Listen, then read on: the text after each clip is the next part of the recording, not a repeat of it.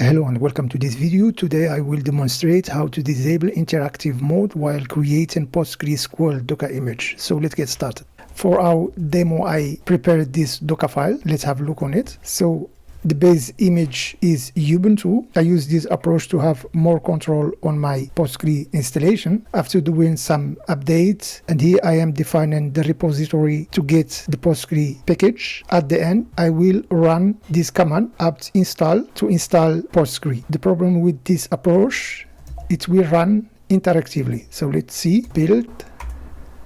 And as you see, now we are required to enter the geographic area manually. You need to explicitly provide this information. So how to automate this task?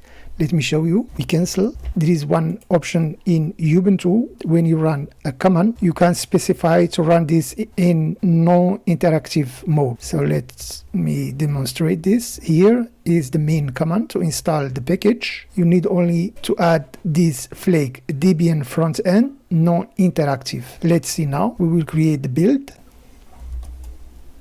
And you see this time the installation is done. The installation used the default value. You can change that afterward. So let's run this container. We run it and we go to Postgre. Now let's run this and you see we can start list the available cluster. We have this version, main, status. It is not running.